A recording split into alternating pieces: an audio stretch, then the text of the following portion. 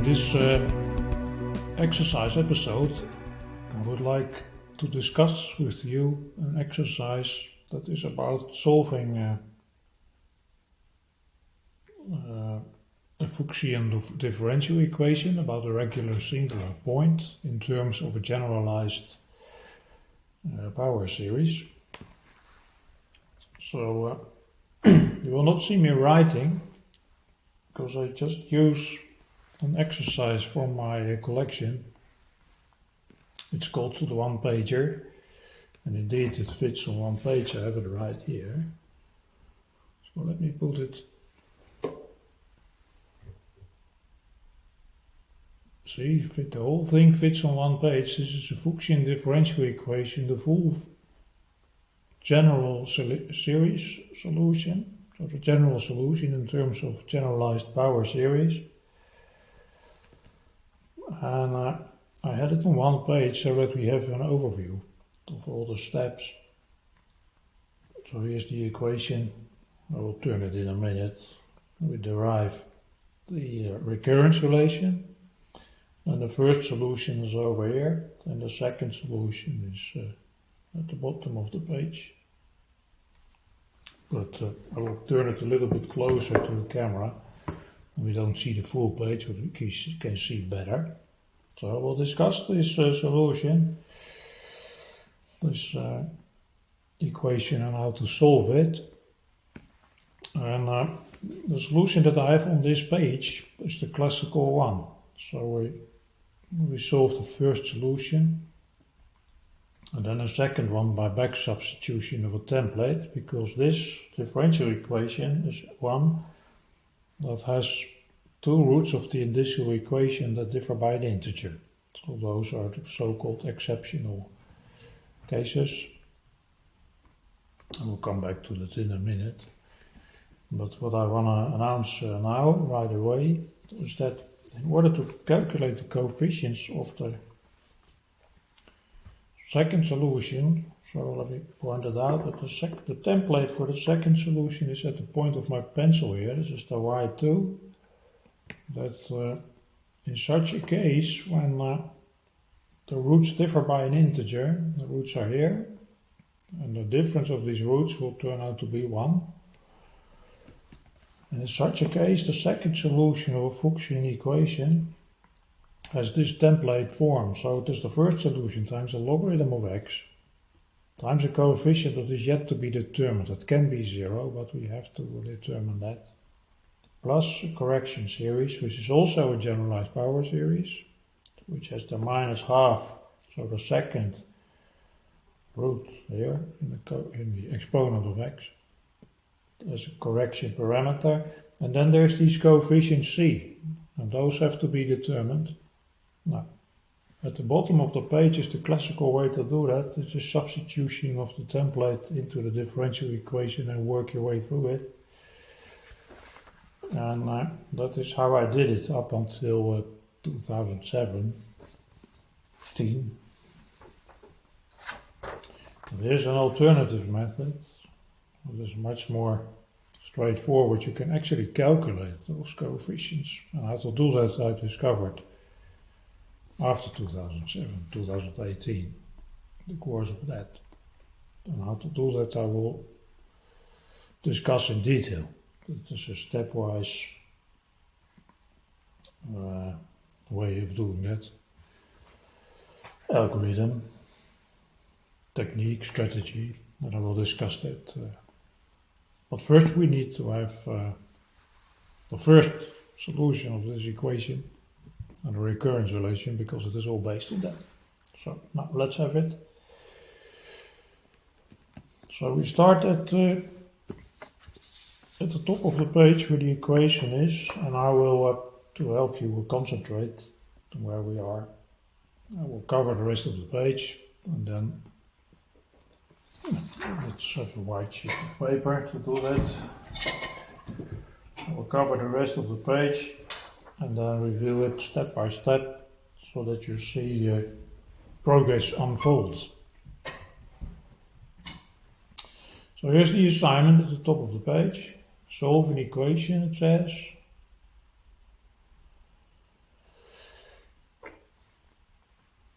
And second order differential equation, we have the y double prime over there. And then the y single prime is here, the first order derivative, and y, it's a homogeneous equation, and the assignment is solve it about the point x is 0 in terms of generalized power series. Because this is by no means a standard differential equation, so the solutions are not standard functions that we already know. So we are kind of asked to come up with an algorithm for a computation of the solutions of these differential equations, and those solutions are functions that are not well-known functions, so they are not readily available in the form of having a name that you know or having algorithms that you already know. They're not well-known functions. So that's what it is all about. So we will, and the way to do that is to construct a power series, because a power series is no more than an infinite sequence of multiplications and additions, and that you can do on a digital computer, for example. So power series is a suitable algorithm to compute a function to any accuracy that you like. You just have to evaluate as many terms as needed then. So that's the idea. And here is our equation. Now, so we go about the solution about the point x is 0. And then the first thing to notice is that the prefactor of the double derivative of y is x squared here, but that is a function that does take the value 0. So at x is 0, where we are asked to come up with a solution, to study the solution. So you might say the differential equation is not strictly second order at that single point, because at that single point the coefficient takes the value 0, so this whole term, the second order derivative term vanishes there. So at that single point, the differential equation is strictly speaking not second order, you might say. So that is a point that you have to be careful about to consider. It's called a singular point. The singular point is if the prefactor of the highest order derivative vanishes at that point. Singular point. Now then we have to check how bad it is, and that is always worth credit points if you do that check. So the textbook way of doing it is like here, make a note. Check if the ratio of the, and that is the algorithm that you find for this check in the textbook of Poisson de Prima, and it says it works if the coefficient functions are polynomials. What you do as follows: you take the coefficient of the y prime, divide by the coefficient of the y double prime, multiply by x, and if the limit of that combination to the point of interest, x is 0 in this case, exists, and it does if you evaluate it, the limit is 1. And second check, this coefficient of y divided by the coefficient of y double times x squared, if that combination, the limit of that to the point of interest exists, both limits exist, then the point is a singular point, as we saw, but it is a regular singular point. Meaning that the technique that we will apply is applicable, valid. It was developed in the 19th century by first Fuchs, who spent a great deal of his life on investigating such equations and showing that the solutions that we will develop as power series exist and that the series converge. And that is the key point. If you would apply the technique and the point is not a regular singular point, not a regular singular point, you might still do the calculations and come up with some expression for a series, but if the series does not converge, you don't have anything. You don't know anything at all. If you have a series that does not converge, that doesn't tell you anything. You don't have the solutions because the series doesn't take any value. It goes to infinity or keeps oscillating or doesn't converge. So you don't have the solution, but you can also not conclude that the solution does not exist. That doesn't just mean that the technique does not apply. The method does not apply. So that is why in exam situations credit is reserved to making this diagnosis. Because you are asked to come up with a solution, but to come up with a series expression is not sufficient. You have to, in principle, show that the series converges. Now, and that was proven by Fuchs and Frobenius in the 19th century, provided that this condition is obeyed. So that is why we make a note about the condition. So this is the textbook way of doing it. But the original, I think, the original criterion that Fuchs and Frobenius gave is more general and easier. So I show that now. So that's an alternative for writing these limits. And I have here a formula sheet that is provided with my exams. And I show it because I can then easily point out what the criterion is for regular singular points in general, and hence the validity of this solution method. It is this. It says, well, the differential equation has to be of the following type, and it is, so let me cover this again, and compare the differential equation that we are working with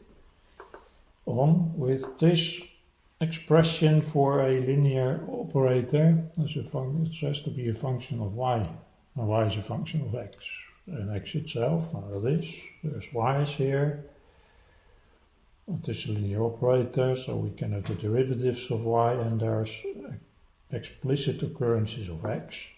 And it has to be of this form. It might look complicated at first sight, but if you look at it, that is kind of an Euler type equation. So we have double derivatives times x squared, single derivative times x, and y itself, and no x, except that there are coefficients, except function lambda of x here, p of x over there, and q of x. If those are constants, lambda, p, and q constants, then it's just an Euler equation. But this theory allows lambda, p, and q to be functions of x, but the condition is that lambda, p, and q are analytical functions. So those have a Taylor series, analytical functions, and hence if you have a polynomial, it's fine, because the Taylor series of a polynomial certainly exists, and it is the polynomial itself actually. So in this case we're home as far as that is concerned. It's a polynomial, so lambda is actually just 1 over here, and p of x, more interesting, you have to take x outside the parentheses and you get x plus 1. So p of x would be x plus 1 in this case. And q of x is just this minus 1/4. So condition 1 is that the functions lambda, p, and q have to be analytical functions, and the additional condition is that lambda of x must not have 0, must not vanish at that point of interest, at x is 0. So lambda of x must not vanish at x is 0. Those two conditions. If you can write your differential equation in this form, and lambda, p, and q are analytical, and lambda is not 0, then the whole theory will apply. And the great result of Frobenius in 1873, he published that, was that if those conditions are satisfied, then the series solutions that we will derive now, and the series in those, all converge. And hence you have a solution, because if the series converges, they give you a function, and the function satisfies the differential equation. So that proves also that the solutions exist. So that's great, and it also says that once we have those series, we don't have to check anymore if they converge. That is guaranteed by this condition and the theory of Frobenius. So that is why you have to make a note of the condition, and I did. You can do it two ways, the limits, or just say it satisfies this template and the conditions on that are satisfied. So that is that. Now you go solve it. So I do the whole thing. And start in the, where's my white sheets? Do not make it too complicated. At once. So here we are, there's our equation. The idea is that what Fuchs proved, and it is then was the starting point of the 1873 paper by Frobenius. He says, okay, I know Fuchs proved in general that there are solutions of this form. So I just go and substitute it and see if I can figure out those coefficients an. And his first discovery was that that is actually quite easy to do.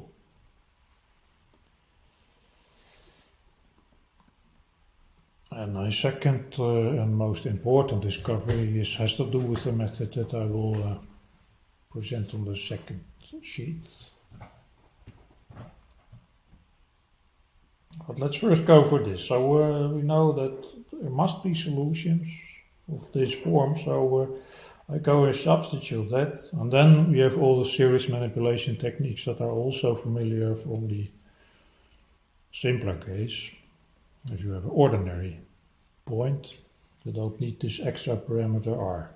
So this series is an analytical series, it's a Taylor series, an x to the power n times x to the power r, and if the series converges you can pull that in, bring it in, and just add n to r. So that is a generalized Taylor series. It's not an analytical function because r does not have to be integer number.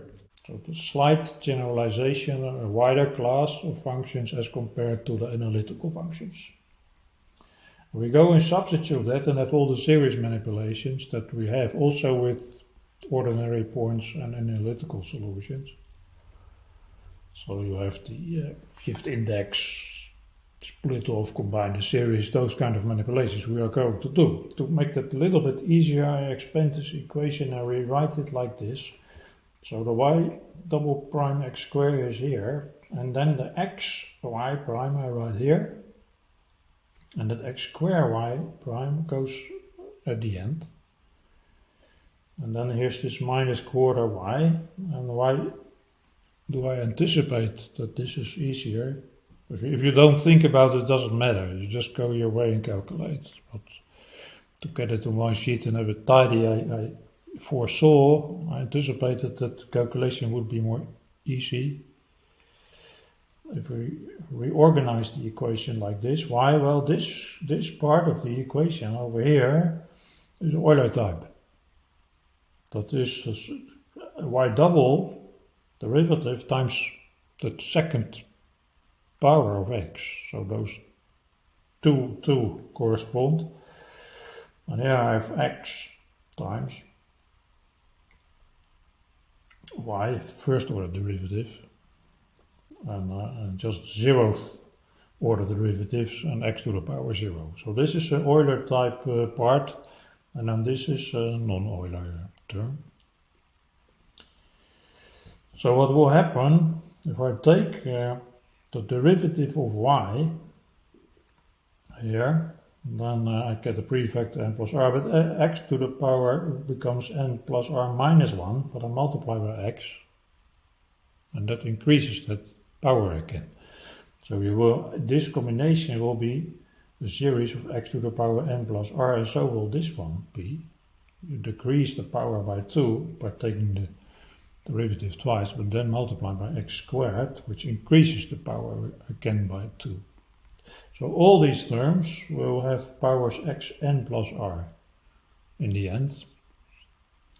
And those series that come from that can easily be combined because the powers of x are all the same. So that is why I combine these. Keep them together, and then this has to be calculated separately and taken care of. So the substitution has been done here.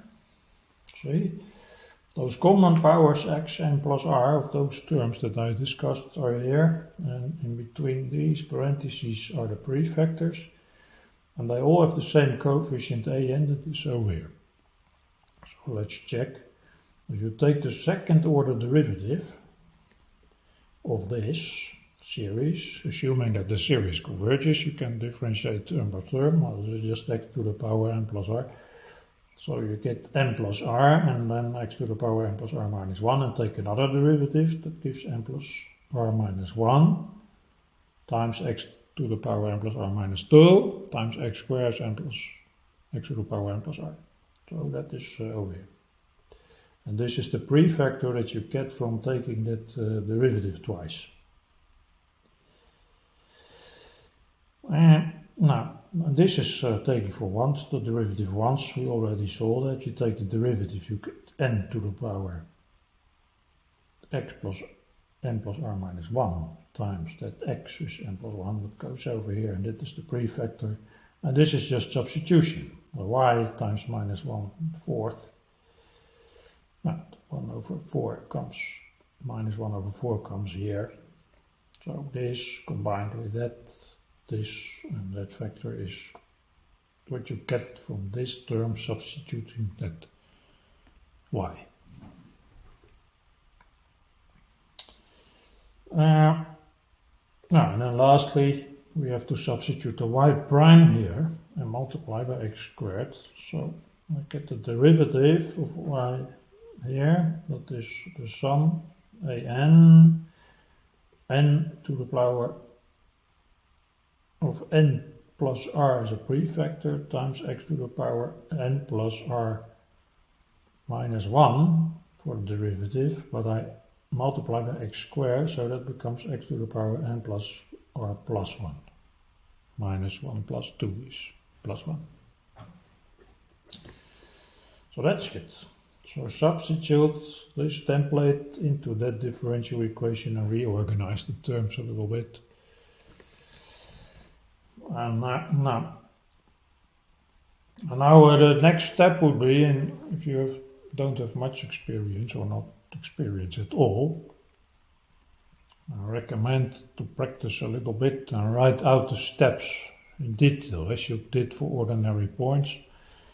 So split this and distribute the sum over this plus. So you get basically two series. You have a series over here and another one here. And those are added. So there should be, if you distribute it, you get another sigma here. You have two series. And then the argument is, well, I want to combine those series because I want to have one series in the end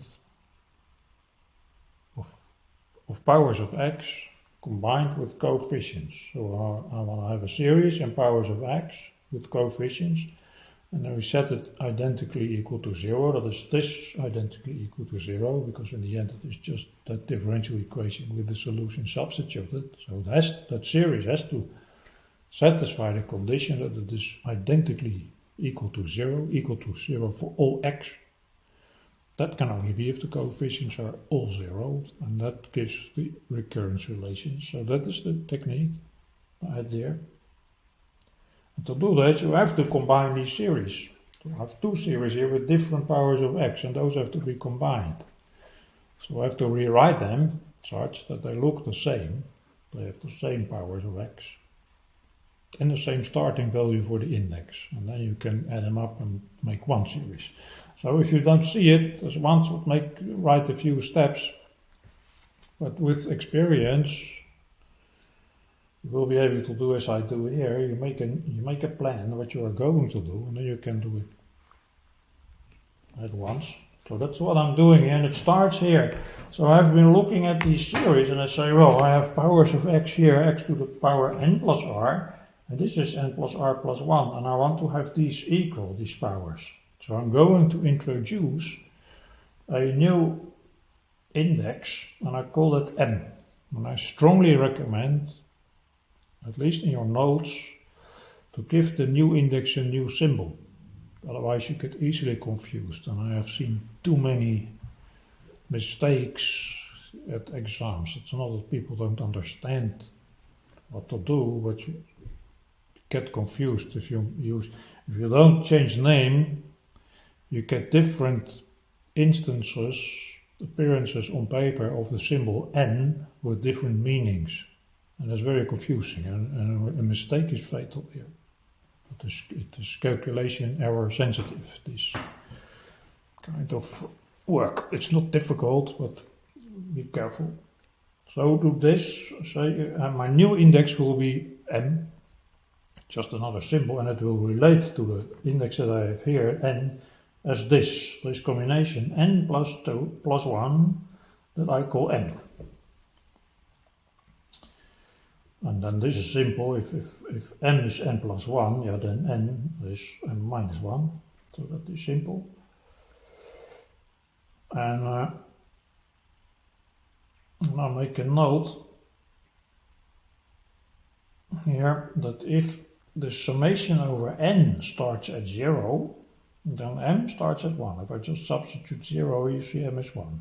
So it is all very simple, but here you see that I can now make a separate note of the starting value of m. And that is distinct from n. So here you see the advantage of having two different names for those two different summation indices. I can write it down. I could even go away now, do something else and return, and then it's very easy to understand my notes and I can proceed. See? So that is a good trick. It doesn't take time, but it is a good trick to get your notes readable, and even if you get a little bit sleepy, you can still make sense of it. You don't have to remember what you had been doing, you can just read it. So that's that. Now, and the purpose is to have this n plus m somehow equal to the powers of x must be equal. So now that's very easy here. If I call this nm, so then nothing happens, except that after that operation you have here powers x to the power m plus r, and here also m plus r. And those series can be combined, provided they have the same starting value. So you have to take care of the starting value. Well, this one, as we saw, starts at m is 1, but this one, yeah, I call just m as n, so that will also start at m is 0. The conclusion is that from the series that you get here, by changing the name of the index, you have to split off the m is 0 term. See? So you could write it out in a few lines, all those series, and do the series manipulation as we practiced for ordinary points and as I explained extensively in the lectures.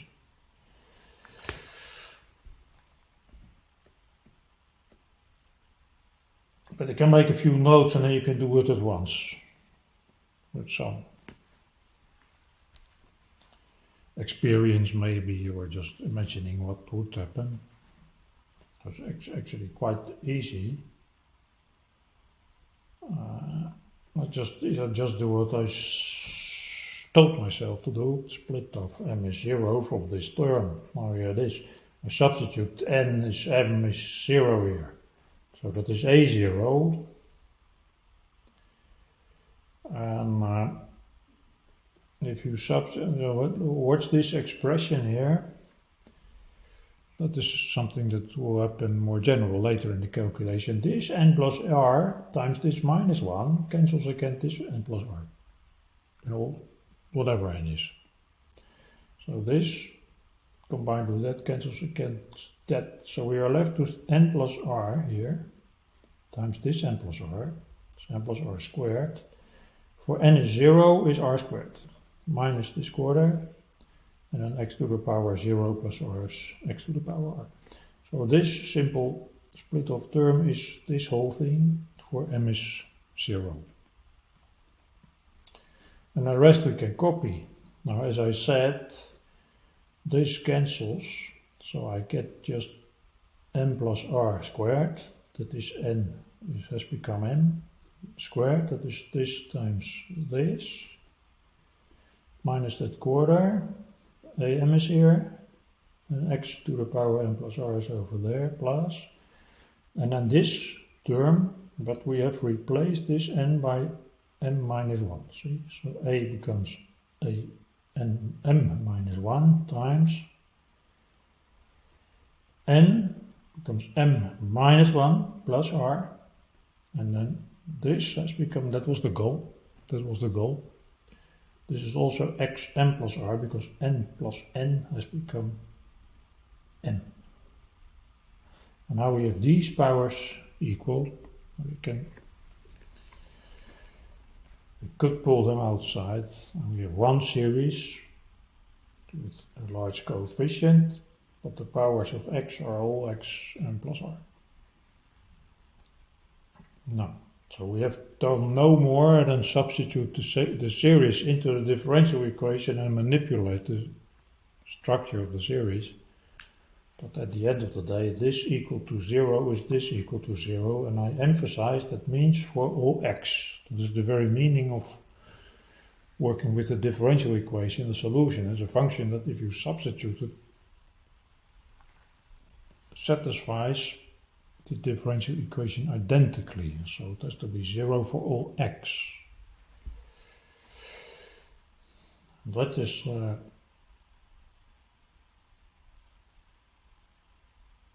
the power of this technique.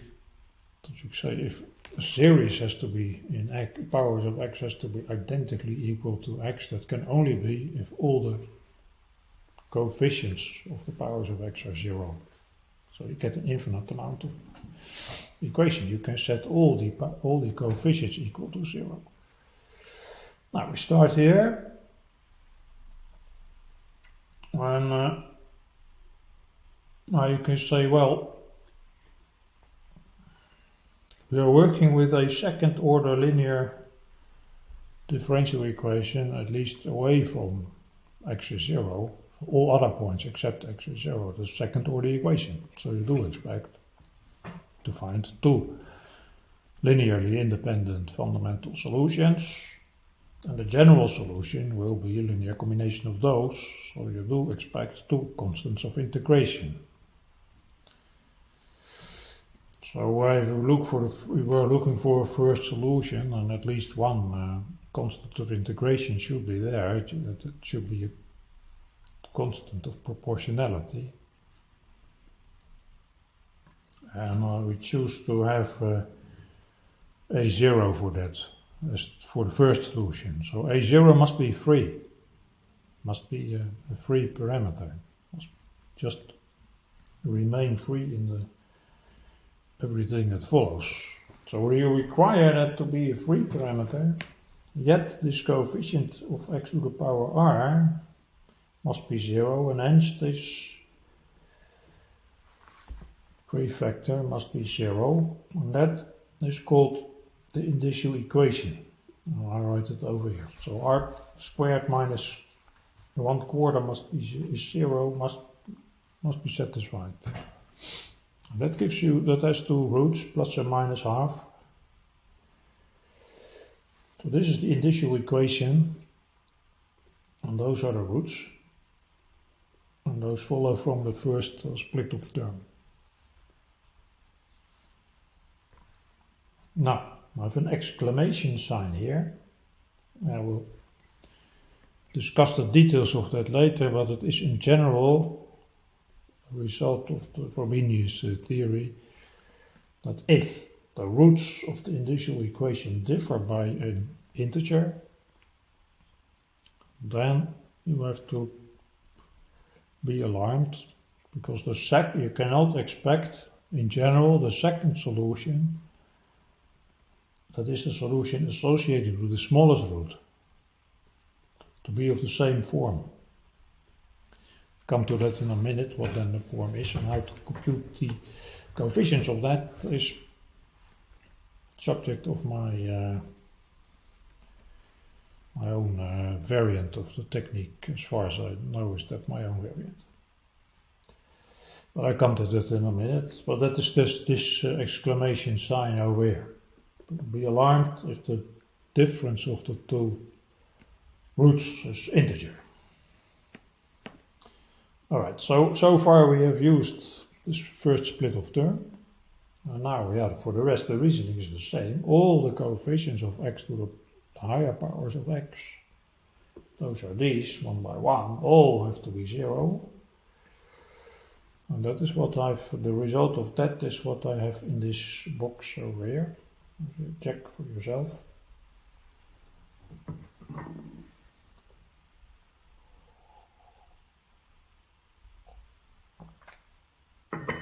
So you set the whole coefficient up, and there's two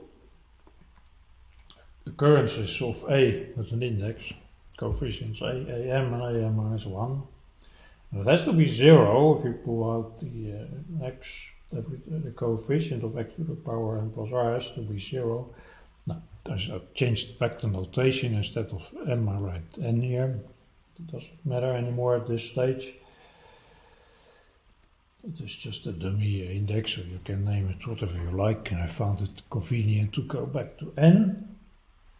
But this has come to the other side. If you set it equal to 0, so you get minus here, and then this coefficient n plus r minus 1 is the coefficient of an minus 1, and I divide by the coefficient of am, which is this, what is here, the opening parenthesis here and the closing parenthesis there, so I get n plus r squared minus 1 over 4. So now you very clearly recognize it is a recurrence relation. If I would know a0, I can calculate a1. Substitute 1 for n, get a0 here. So and that, if I would know that, and that is our free parameter. So you see that a1 is proportional to a0, and a2 is proportional to a1, so also to a0. So the whole solution will be proportional to a0. That's what you already can see here very easily. And that is to be expected because it is a linear equation. So you expect any solution that you find, you can scale with you can multiply it by a number, you get another solution. And that number here is that free parameter a0. So that goes fine. You can confirm what we know from linear equations. You always, if you have a general solution, you have these prefactors, which are just scaling numbers for the individual fundamental solutions. And the first one of those comes from this. That is, note, that's important as part of the technique. We calculate the recurrence relation and we still have that parameter r. Make sure you do that because we need it in the next step. Even though at this stage you might have already calculated coefficients, the values of r, the candidate values, but make sure you have the recurrence relation as a function of r, and that is very profitable, and that will become clear if we discuss the technique for the white too. So make sure to have this. But now we go and explore this to construct the first solution. The first solution is always of this form. That is what Fuchs proved in the 19th century, and what Frobenius then gratefully assumed. And he showed that if you just substitute it, you will always find such a recurrence relation for those coefficients. Moreover, that recurrence relation always works without difficulties if you apply it to the largest root. So that is what we will do now, and we will find the first solution of that form.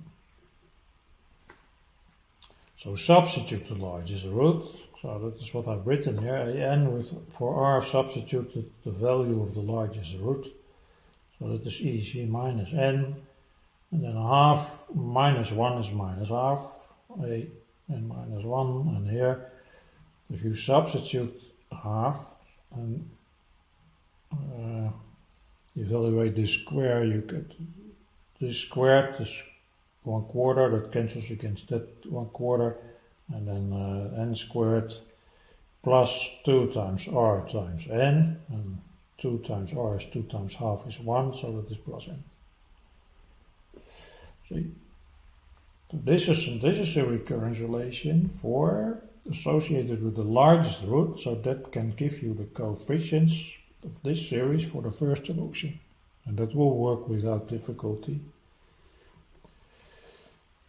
So there's nothing much to it. You just go and say, well, I know if I substitute 1 here, I get a1 associated with a half. That is minus 1 minus half times a0. 1 minus 1 is 0. 1 squared plus 1. Now this gives 2 and this gives 2 as well. That minus is still here. This is not 2 but half, divided by 2 is a quarter. It's minus a quarter, a0. And then, so if I want to have the second coefficient, I substitute 2 here. I get a2, substitute all the values, and here we get a1. So here you see the recurrence relation at work. a2 follows from a1. And then you can substitute back a1 because you already had that. See? And the a3 can calculate, if you substitute 3 here, you get the relation that gives you a3 is a function of a2. That is there. Substitute all the values, calculate, and you get. First, a3 is a function of a2, but that was a function of a1, and that was a function of a0, so at the end you get it as a value of a0. We also see, there's a question that often comes up, that the recurrence relations are quite efficient because they give you the next coefficient in terms of the previous coefficient. In this case only one, but it can be all the previous coefficients depending on the structure of the differential equation. But those you already know, because it in practice never happens that you want to know only the 100th of those coefficients, but you would not be interested in the previous 99 ones. Because you are evaluating a series, apparently with the purpose to be able to calculate the series, so you want to have all the leading coefficients and not only the one and not the previous ones. So being forced to calculate them all is not a disadvantage for this application. And as you see, if you have them, to calculate the next one is quite straightforward. So to have a recurrence relation is fine. So we have evaluated the full, and the question that is often asked is, can I solve this? Can I come up with the expression for a as a function of n, or maybe as a function of n and r, directly, so not recurrently, but have that expression in hand. That is often done in examples in the textbook. You get these complicated expressions with factorials and big fractions. It's often done, and textbooks like to do that, but it's not needed at all. It has no advantage also. That may be neat, but it is not needed at all. So we never ask that in an exam. This is sufficient because this gives it. Moreover, in general, it is not possible. I don't have a proof of that, but if we proceed and explain how to do it for the second solution, you will see that it's very unlikely that in general it would be possible to come with a closed form solution of such a recurrence relation. I don't think that is in general possible. This is always possible, and hence this is a method. Always works. And it's efficient as well as straightforward to do. Alright. Now, so far for the first solution. So we have it. We have it because we could calculate as many coefficients as we like by just continuing this process, and we have shown that it is a regular singular point. Here I showed two ways to document that, to assure that, and that, based on that, it is guaranteed by Frobenius since 1873. that these series with these coefficients will converge, as long as this condition applies. Often until the next, if this prefect of the y double has more zeros, then often it converges until the next zero occurs, for example. So we have a solution. But now the exclamation sign, it says, well, we have to take into account, we have to be aware that the difference of these two roots is 1. It's an integer number, it's not 0, a non-zero integer. Now and then I make a note here. What then? Since this is a case in which the roots differ by a positive integer number, the second solution will be of this template form. So the y2 will be the y1, and by that we mean this solution with those coefficients that we calculated there. So the ones that satisfy this recurrence relation. That y1 times multiplied by a logarithm of x times an arbitrary constant that we still have to determine the value of, plus a correction series that has again an infinite amount of coefficients Cn that we also have to determine, times x to the power n, and then here comes the second root. So this series is of the general form, and indeed for r you may now substitute that minus half. That's the value of the second root. So that is as much as was guaranteed by Fuchs. The second root will be of this form. So the question is now how to calculate the coefficients, because that still has to be done. So it is guaranteed that the solution will be of this form, so it will be possible to find values for the coefficients such that this template gives a solution of the differential equation. That is guaranteed, but how to do it? Now, the traditional way of doing it is to just substitute this template back into the differential equation. So there it is. And that is the bottom of this page. I did that. Basically, it's the same type of calculation. The argument is the same. So at the top of the page, we substituted this series into the differential equation and went through it and found recurrence relations for the coefficients an. Now, the classical way of finding the coefficients for this template for the second solution is the same. You substitute it in the differential equation and work your way through it. So calculate the first derivative and the second derivative of this thing. And as you see, that involves derivatives of the y1,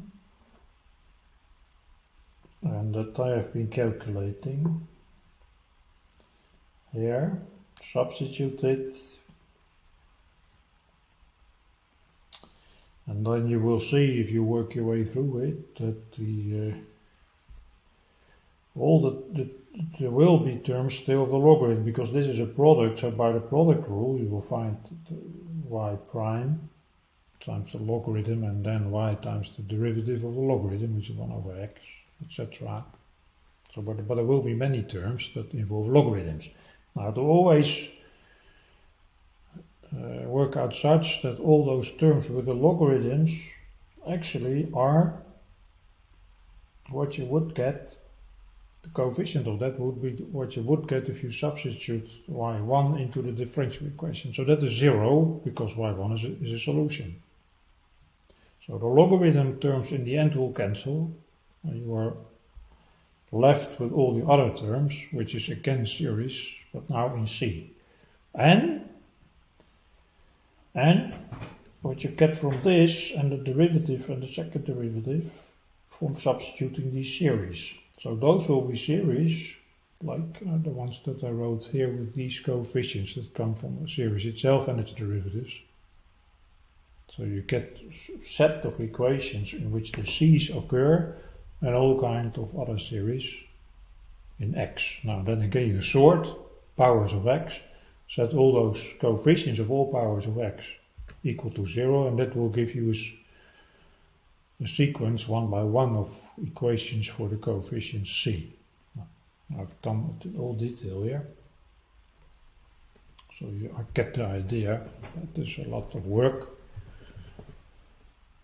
but in principle straightforward and more of the same of what we did over there. It takes a lot of you have to concentrate and make sure that you get equations for all the c's and this coefficient a over here that occurs here. So a is half c0 in this case, and that goes there. So the reason why we have a coefficient a there and not 1 is that a can be 0. That can happen in these cases. If the difference of the roots of the indicial equation is integer, then that coefficient a of the logarithm term may be 0, can turn out to be 0. You cannot tell. You cannot tell beforehand. You have to figure it out, what the value of that a is. It can be 0, so that means that you cannot divide by a in this template, because you might divide by 0, and that's a disaster. It can be 0. So that is why coefficient is there. You have to go after the value, but it might be 0, and then there is no logarithm. And then after all, the second solution is of the same form as the first solution. It can happen.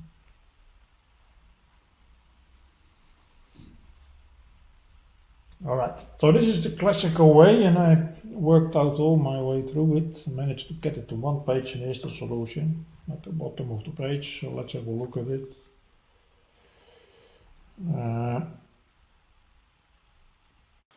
In this case, in the course of the calculation, C1 happened to be a free parameter.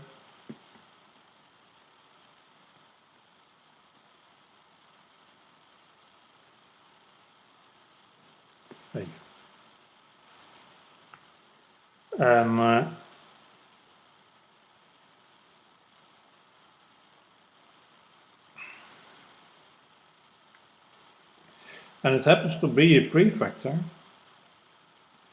if we work out the details, of the y1 solution. And the rest is what you might call the independent part of the second solution, and that is over here. So we see the logarithmic term, half coefficient a turned out to be half c0, and here's the others. So that's it.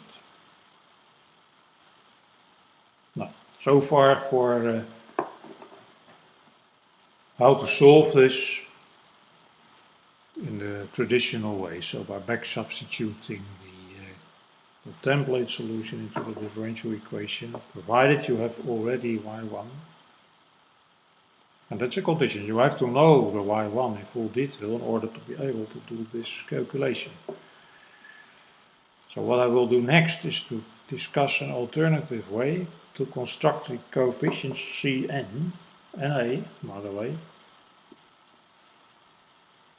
All you need to know is this recurrence relation and the roots, but you don't, for the method that I will show now, you don't have to have the y1 explicitly in hand. So that is another advantage, that you do know that the second solution is of this form, but for this calculation I need to know y1, so I have to do it first. But for the method that I will show now, you don't have to know y1, you can calculate it separately. So that I will do after a brief break.